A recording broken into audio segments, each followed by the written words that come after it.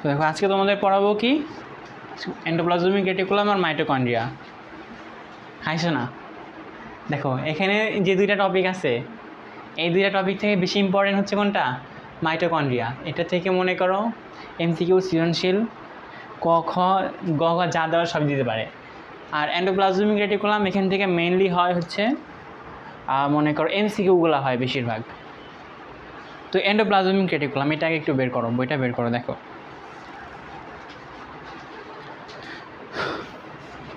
তো একটা কোষ এঁকে দেখাই। এটা মনে করো একটা সেল, তাই না? কোষ। এর ভিতরে এটা হচ্ছে কি নিউক্লিয়াস, এটা নিউক্লিওলাস। তো এখন দেখো এন্ডোপ্লাজমিক রেটিকুলাম কোনটা? এই যে এটা হচ্ছে এন্ডোপ্লাজমিক রেটিকুলাম, ঠিক আছে? এটা কি এন্ডোপ্লাজমিক রেটিকুলাম, আঁকা শিখবা, এরকমভাবে আঁকবা। এখন এই এন্ডোপ্লাজমিক রেটিকুলাম কয় ধরনের হতে পারে? দুই ধরনের, তাই না? দেখো এটা তো একটা আঁকলাম, এখানে আর একটা আঁকি, তাহলে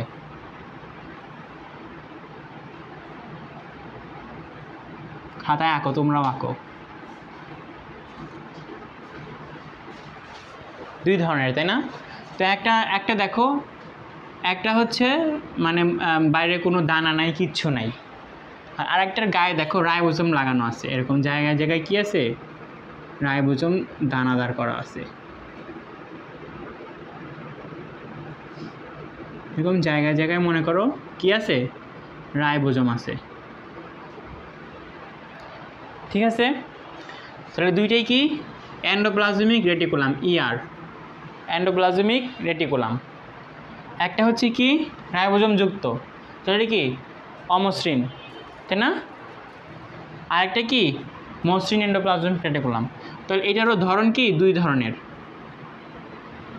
এবং তাহলে এদের কাজগুলো আমাদের জানতে হবে। এই দুইটার কাজ কি, কাজগুলো আমরা জানবো কোনটার কাজ কি। তো দেখো ওর ভিতরে কি আছে? রাইবোজোম আছে না? কথা বলো না, কথা বলবা। তো রাইবোজোম আছে, তাহলে রাইবোজোমের যে কাজগুলো আছে সেই কাজগুলোও এখানে আসবে। রাইবোজোম কি করে? প্রোটিন তৈরি করে। তাহলে এখানে এই যে অমসৃণ এন্ডোপ্লাজমিক রেটিকুলাম, অথবা ইংলিশে বললে কি হয় রাফ এন্ডোপ্লাজমিক রেটিকুলাম, এরা কি করবে? প্রোটিন তৈরিতে সাহায্য করবে। আর দেখো এটা তো প্রোটিন নাই, মানে ওই যে রাইবোজোমের ওগুলো নাই, দানাগুলো নাই, তাহলে ও কী করবে? অপ্রোটিন জাতীয় যেগুলো আছে, যেমন মনে করো লিপিড, এগুলো তৈরি করবে। তো দেখো এই দুইটার কাজটা আগে তোমাদের দেখায়নি, যেটা ইম্পর্টেন্ট আগে সেগুলো দেখো।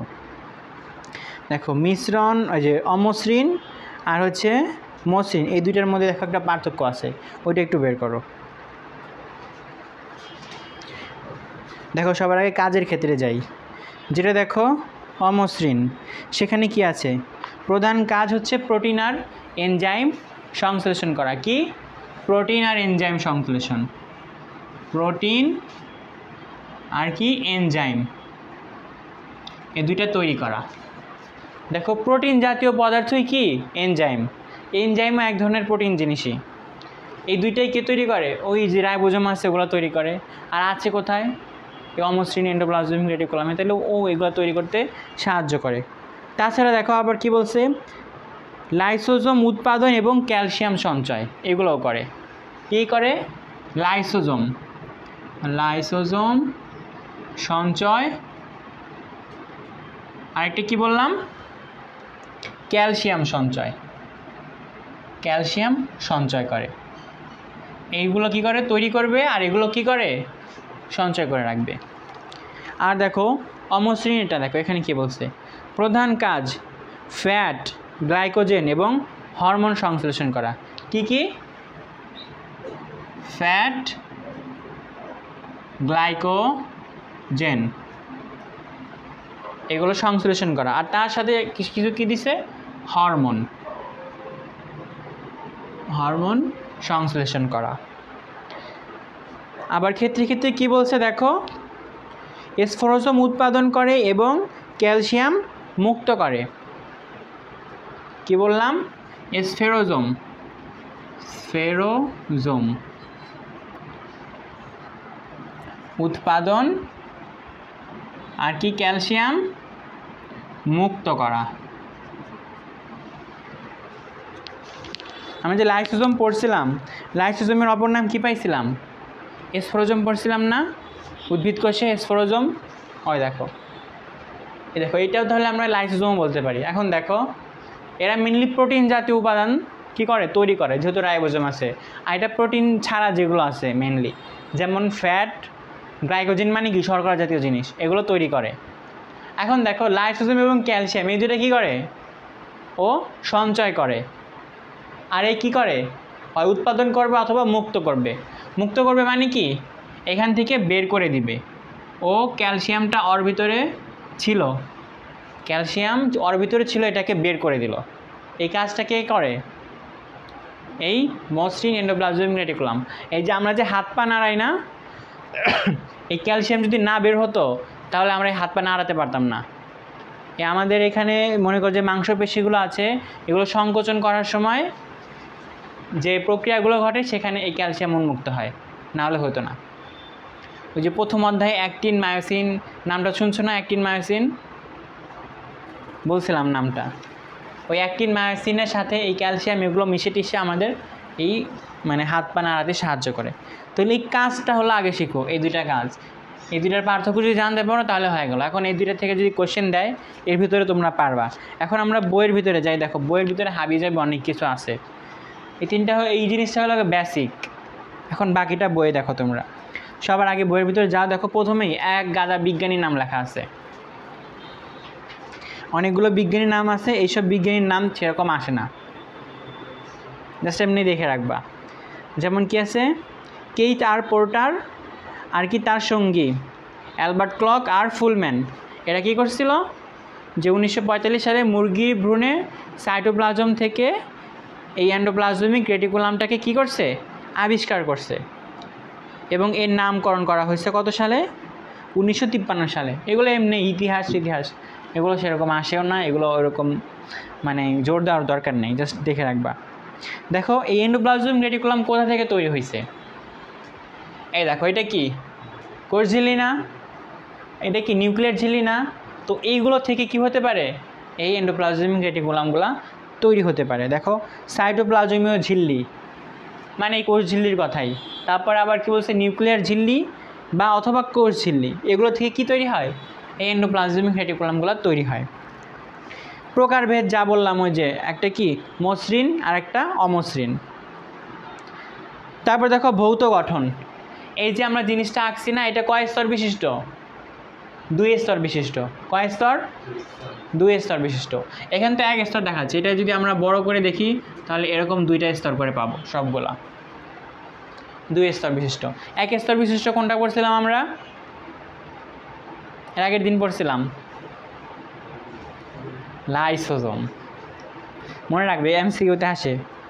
এখন দেখো, এই যে এন্ডোপ্লাজমিক রেটিকুলাম এর গঠনগতভাবে 3 ধরনের জিনিস আছে। সে আগের জিনিসগুলো এখানে আসবে। দেখো, সিস্টার্নি পড়ছিলাম গলগি বডিতে, তাই না? সিস্টার্নি, ভেসিকল, আর নতুন একটি নাম এখানে দিছে টিউবিউল। ঠিক আছে? দেখো সিস্টার্নি কেমন, বইয়ের চিত্রের দিকে তাকাও, দেখো চ্যাপ্টা না? তারপর ভেসিকল হচ্ছে গোল গোল যেগুলো বলের মতো সেগুলো। আর টিউবিউলগুলো কি? এগুলো হচ্ছে শাখা, মানে শাখান্বিত, যে এরকম মেনলি এরকমগুলো হচ্ছে কি টিউবিউলস। তারপর দেখো রাসায়নিক গঠন, এটা এমনি জাস্ট দেখে নিও। এখানে ইম্পর্টেন্ট হচ্ছে এনজাইম কয় প্রকার পাওয়া যায়। এখানে কয় প্রকার এনজাইম পাওয়া যায়? এন্ডোপ্লাজমিক রেটিকুলামে কয় প্রকার এনজাইম পাওয়া যায়? 15 প্রকার মানে এনজাইম পাওয়া যায়। এনজাইম আমরা পাই। এর আগে আমরা লাইসোজোম পড়ছিলাম, সেখানে কত প্রকার এনজাইম পাওয়া যায়? 40 থেকে 50 ধরনের। 40 থেকে 50 ধরনের এনজাইম পাওয়া যায়। এমনি সামনে আরও পাবা, আরও বিভিন্ন অঙ্গাণু, বিভিন্ন অনেক ধরনের এনজাইম থাকে। এগুলো হচ্ছে পড়ার জিনিস, এগুলো থেকে দিয়ে দিতে পারে যে কার কয়টা কী ধরনের এনজাইম আছে।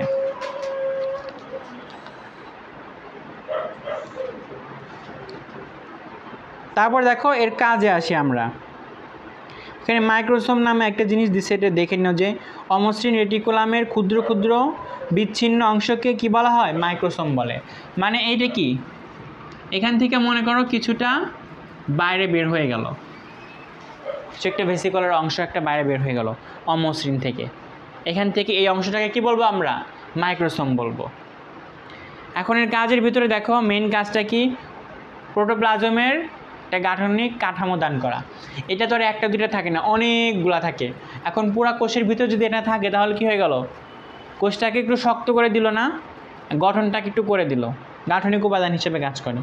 এখন দেখো অমসৃণ রেটিকুলামে প্রোটিন সংশ্লেষিত হয়, আর মসৃণে কি হয়? লিপিড, মতান্তরে হরমোন, গ্লাইকোজেন, ভিটামিন, স্টেরয়েড এগুলো কি হয়? এগুলো সংশ্লেষিত হয়।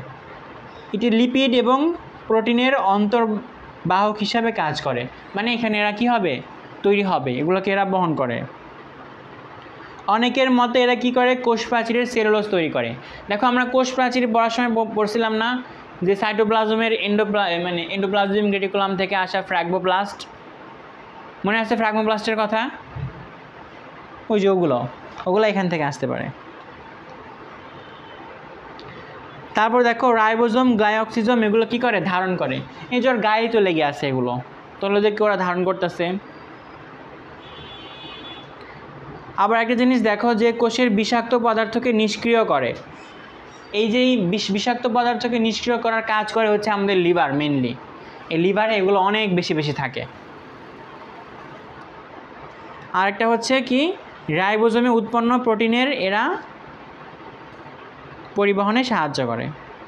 এগুলো এমনি পড়ে নিও। তাহলে মেন কাজ যেগুলো সেগুলো হচ্ছে প্রোটিন তৈরি করা সবার আগের কাজ এই অমসৃণটায়, আর মসৃণটায় কি হবে? এই ফ্যাট, গ্লাইকোজেন এগুলো তৈরি করে, এগুলো উন্মুক্ত করে। এই কয়েকটা জিনিস মনে রাখলেই তোমরা অনেক কিছু লিখতে পারবা। আর বাকিগুলো কিন্তু যা পড়ে মনে আসে এগুলো লিখে দেবা। দেখো এটা পড়ে দেখো।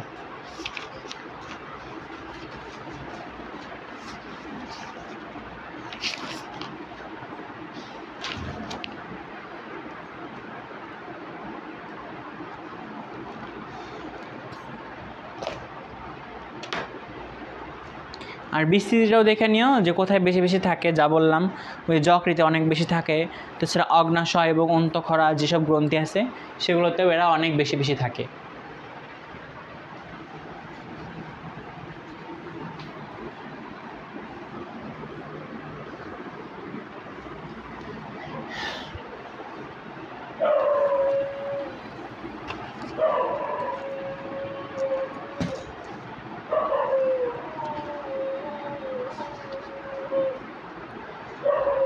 এখানে একটা পার্থক্য দেওয়া আছে, এন্ডোপ্লাজমিক রেটিকুলাম আর গলগি বডির পার্থক্য দেখে নিবা।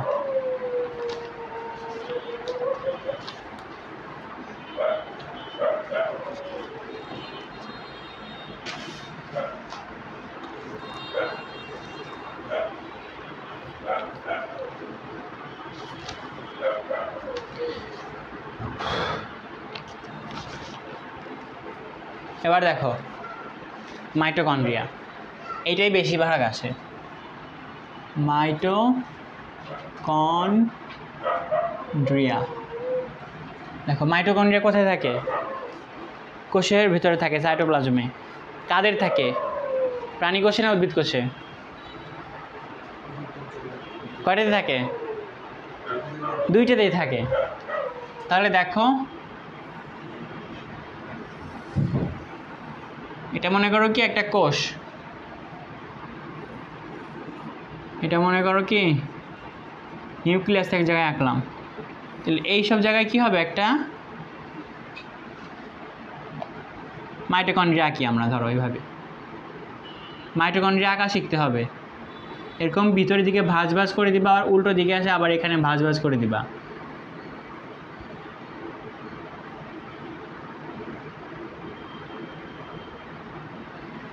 মোটামুটি এরকম ভিতরে একটু ভাঁজ হইলেই হলো, বুঝছো? এরকম হবে। ঠিক আলাদা বড় করে একটা একা দেখাই, কারণ এটার ভিতরে অনেক পড়া আছে। আঁকো, এটা আঁকো তোমরা, চিত্রটা আঁকো সবাই।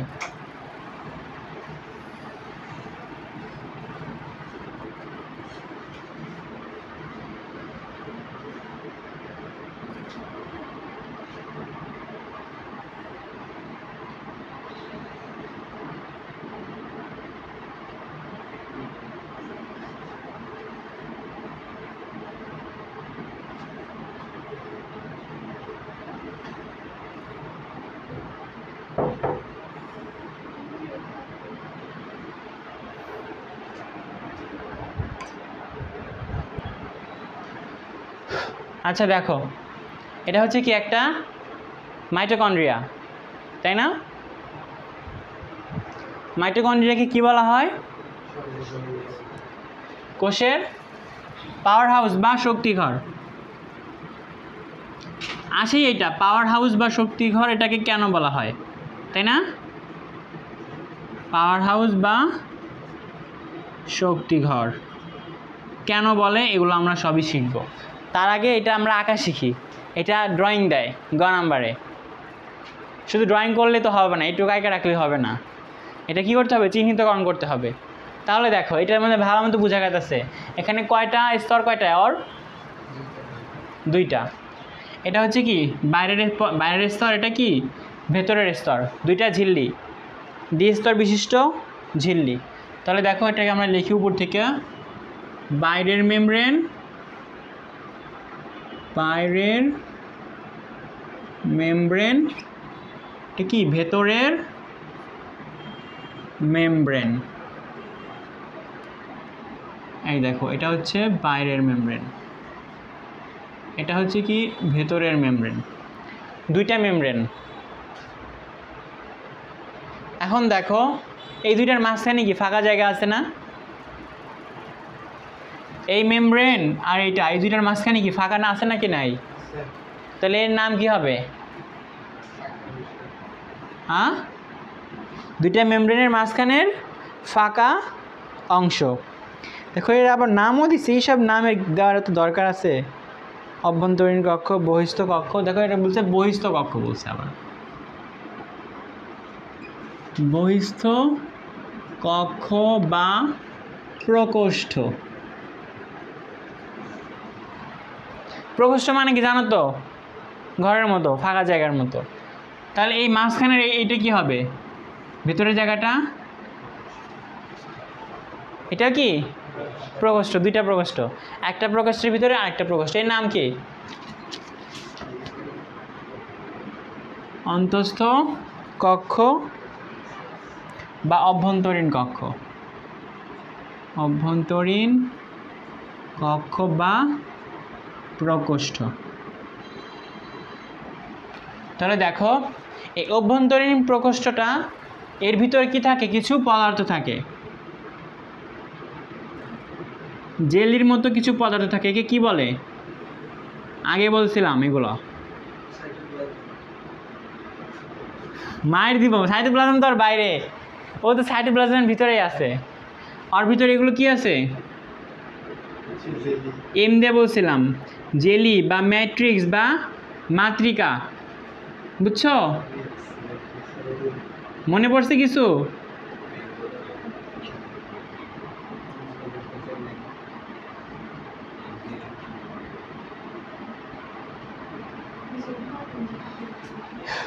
এগুলো কি ভিতরে? এগুলো কি ম্যাট্রিক্স বা মাতৃকা। এগুলো যে জেলির মতো অংশ, জেলির মতো অংশ, এগুলোকে কি বলে? ম্যাট্রিক্স বলা হয় বা মাতৃকা বলা হয়। ঠিক আছে, একই জিনিস সব। এরপরে দেখো এই মেমব্রেনটা কি? বাইরের মেমব্রেনটা দেখো তো, কোনো ভাঁজ-টাজ আছে ভিতরে? একদম সমান না। কিন্তু ভিতরের মেমব্রেনটা দেখো কি, এখানে একটু সোজা গেছে, যে আবার ভিতরের দিকে ঢুকে আবার বাইরে গেছে, আবার সোজা গিয়ে ভিতরে গেছে, বাইরে গেছে। ভিতরটা এমন না, দেখো তো মনে হচ্ছে আঙ্গুলের মতো। এই যে একটা আঙ্গুল, এই যে একটা আঙ্গুল, এই যে একটা আঙ্গুল, তাই না? আঙ্গুলের মতো প্রবর্ধকগুলো ভিতরে ঢুকে গেছে। একে কি বলে জানো? ক্রিস্টি বলা হয়। আঙ্গুলের মতো প্রবর্ধক, এগুলোকে কি বলে? কি বলে? ক্রিস্টি। তাহলে দেখো এই ক্রিস্টি হওয়ার উপকারিতা কি হয়েছে? আচ্ছা দেখো, এই জিনিসটার ক্ষেত্রফল বেশি, বাইরের দিকে ক্ষেত্রফল বেশি, নাকি মনে করো এই জিনিসটার ক্ষেত্রফল বেশি? কোনটার ক্ষেত্রফল বেশি? এটা না এটা? এটা কেমনে ক্ষেত্রফল বেশি হয়? এই যে এইটা, এটা কি ক্ষেত্র না? ওর এটা ক্ষেত্র না? তাহলে দেখো এইটা যদি হয় মনে করো 10 মিটার স্কোয়ার, এইটা তাহলে কত হবে?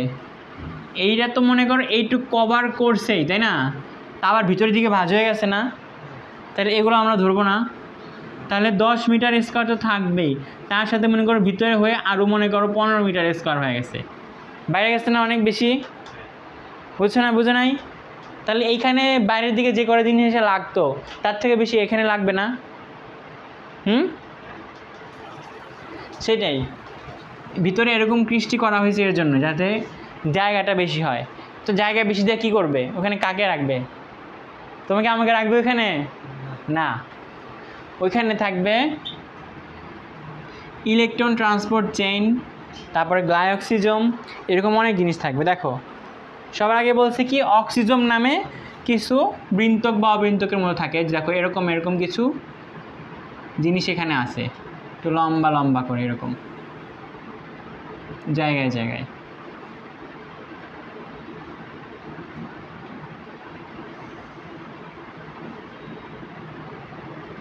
এগুলো কি?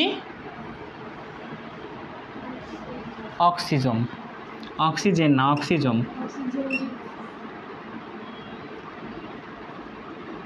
অক্সিজোম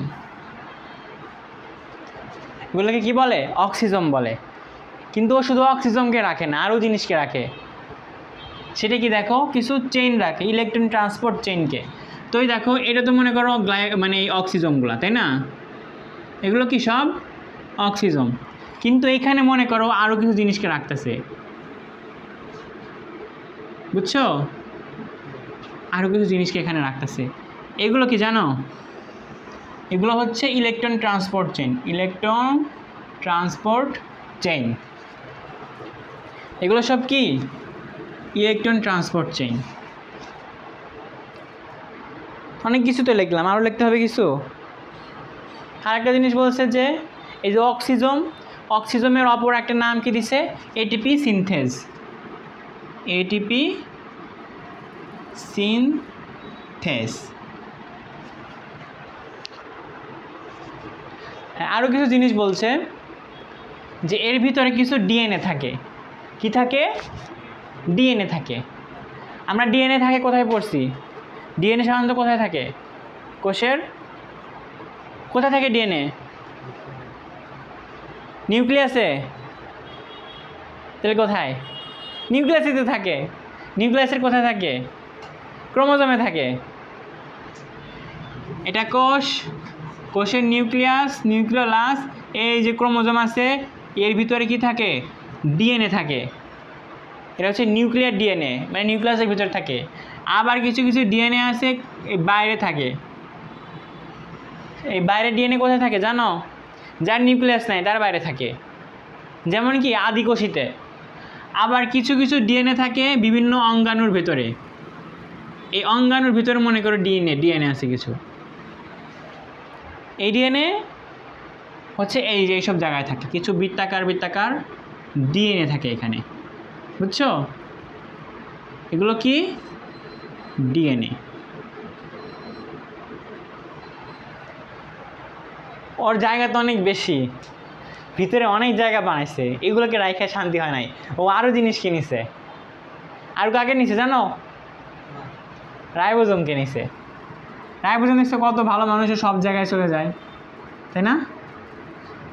সবাইকে দিয়ে মানে সবাইকে নিজের কাজটা বিলিয়ে দেয়। সব জায়গায় কি আছে এখন? রাইবোজোম দিয়ে দিলাম, রাইবোজোম।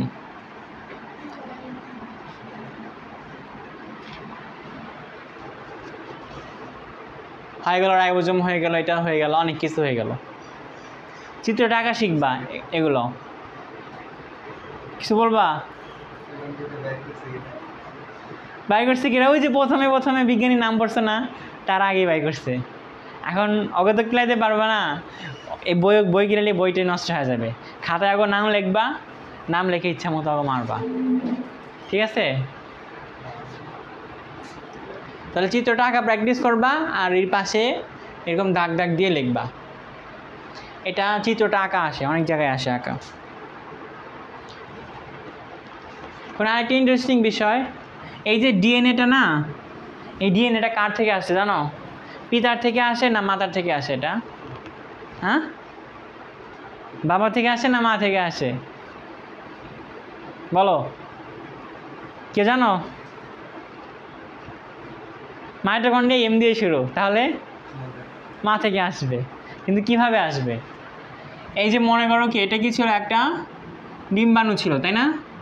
ডিম্বাণুর ভিতরে তো নিউক্লিয়াসও আছে, এর ভিতরে কি আছে? এদিকে মাইটোকন্ড্রিয়াও আছে, তাই না? এখন এই দিক থেকে তো মনে করো কি আসলো, একটা শুক্রাণু এখানে আসলো। শুক্রাণু থেকে ভিতরে কি যায় বলো তো? ডিএনএটা যায়, ডিএনএটা শুধু ভিতরে যায়, আর বাকি জিনিসগুলো কিন্তু আসে না, তাই না? আসে না। তাহলে দেখো, এখন এই ডিএনএটা এখানে আসলো, কিন্তু এই যে মাইটোকন্ড্রিয়া, এই মাইটোকন্ড্রিয়া কার মাইটোকন্ড্রিয়া? আর আম্মুর মাইটোকন্ড্রিয়ায় আছে এখানে। তাহলে শুধু এই যে মাইটোকন্ড্রিয়ার ভিতরে যে ডিএনএগুলো আছে সেগুলো কিসের? মাতৃ ডিএনএ, আর মা থেকে আসছে এগুলো। এগুলো বোঝাই ফাও পেঁচাল পারলাম, এগুলো বইতে নাই, না জানলেও কিছু হবে না। তাহলে দেখো, এখন বই বের করো। এখন হাবিজাবি অনেক জিনিস পড়তে হবে। সবার আগে হ্যাঁ, আরও একটা জিনিস দেখো, এটা সাইজ অনেক বড় না? এটা কোষের 20% জায়গা খেয়ে ফেলে, কোষের 20% জায়গায় ওরা দখল করে। এটা হচ্ছে মানে কোষের দ্বিতীয় বৃহত্তম অঙ্গাণু, দ্বিতীয় বৃহত্তম অঙ্গাণু। তাহলে প্রথম কারা বলো দেখি? না, হয় নাই। প্লাস্টিড। প্লাস্টিড কি? সর্ববৃহৎ অঙ্গাণু। তা এখন বই বের করো, বইয়ের ভিতরে দেখো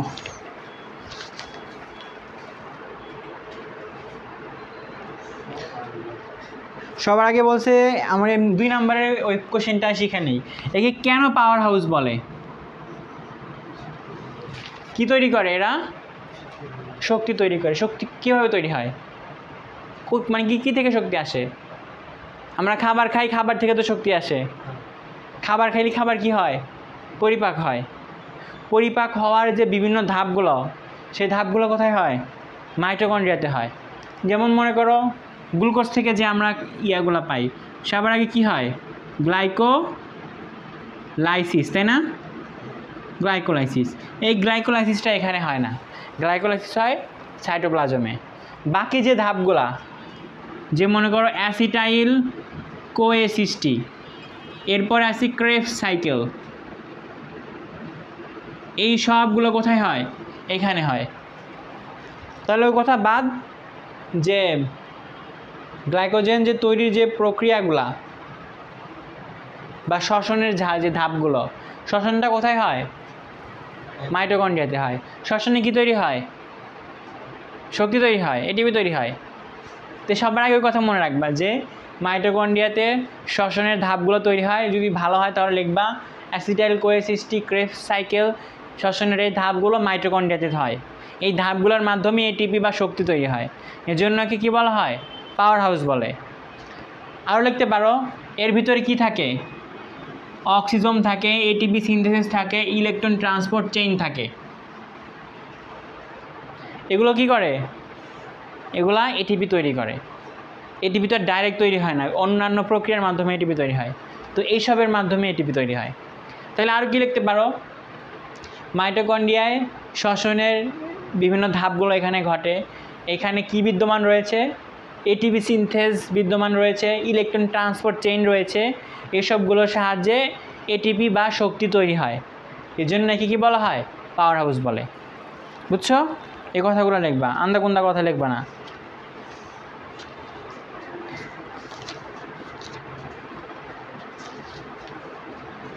এরপর আসো বিজ্ঞানীর নামগুলো দিয়ে আসো। দেখো এনে সবগুলা বিজ্ঞানী ক আছে বেশি। যেমন কলিকার সবার আগে একে কী করছে? লক্ষ্য করছেন।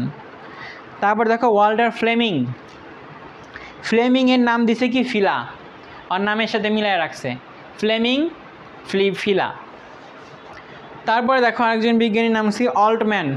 অল্টম্যান নাম রাখছে কি বায়োপ্লাস্ট।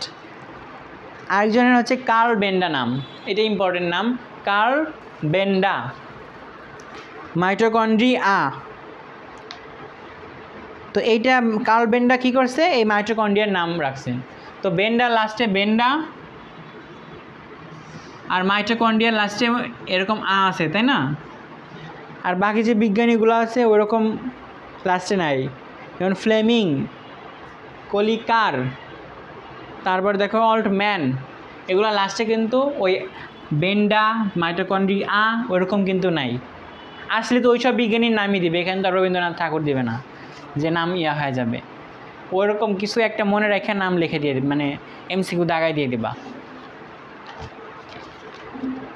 তারপর দেখো এই যে বললাম কোষের আয়তনের 20%। তারপর দেখো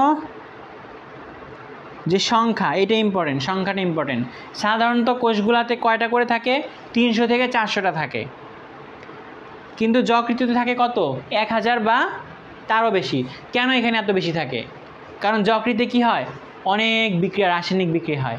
যত বেশি রাসায়নিক বিক্রিয়া তত বেশি কি শক্তি দরকার, তাই না? এই জন্য এখানে অনেক বেশি উৎপন্ন হয়। আর একটা দেখো নাম কি, অ্যামিবা। এই অ্যামিবাতে কি হয়, আরও বেশি বেশি এখানে মাইটোকন্ড্রিয়া আছে। তারপর দেখো মাইটোকন্ড্রিয়ার আয়তন, আয়তনের মধ্যে ব্যাসটা মনে রাখলেই হয়, 0.2 থেকে 2 মাইক্রন এরকম, আর বাকিগুলো জাস্ট এমনি দেখে নেবা।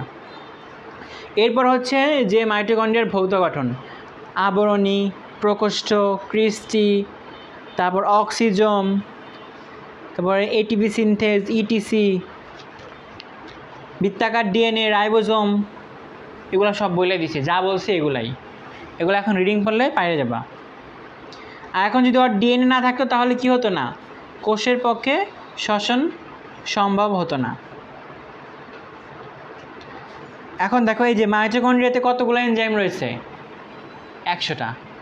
এর আগে কী পড়ছিলাম, লাইসোজোমে 40 থেকে 50টা, তারপরে এন্ডোপ্লাজমিক রেটিকুলামে 15টা, এইখানে 100টা এনজাইম এবং কোএনজাইম রয়েছে। এগুলো আলাদা আলাদা করে লেখা রাখবা, যদি এনজাইমের কথা আসতে যেতে পারো। এরপর আছে মাইটোকন্ড্রিয়ার কাজ।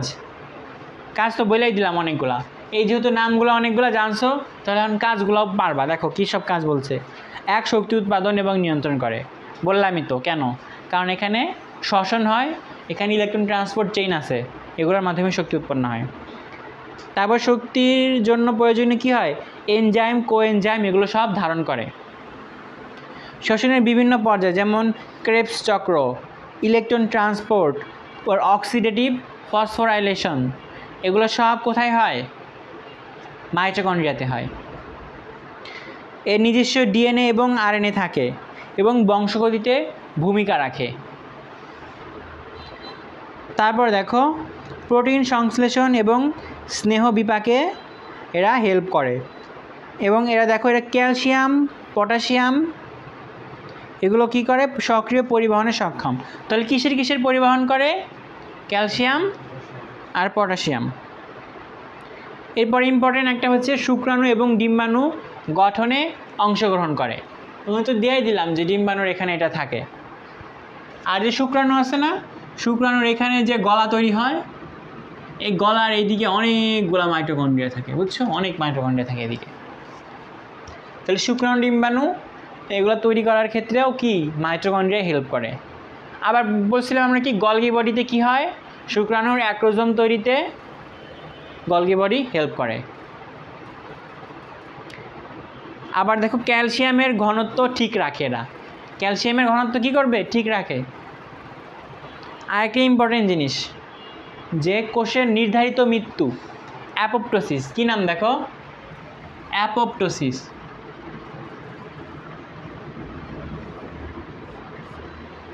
অ্যাপোপ্টোসিসটা কি জানো, মনে করো বুড়া হয়ে গেছে, মরে গেছে গা, এইটাই কি অ্যাপোপ্টোসিস।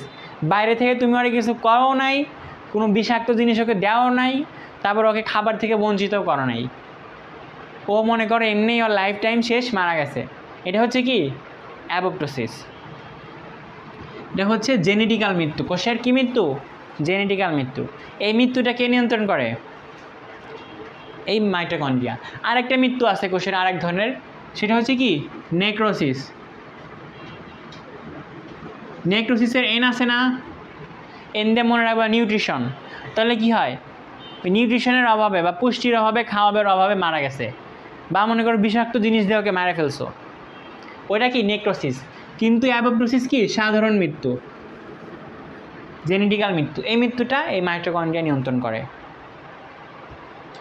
তারপর বিভিন্ন ধরনের ক্যাটায়ন ধারণ করে, এগুলো দেখে নিও।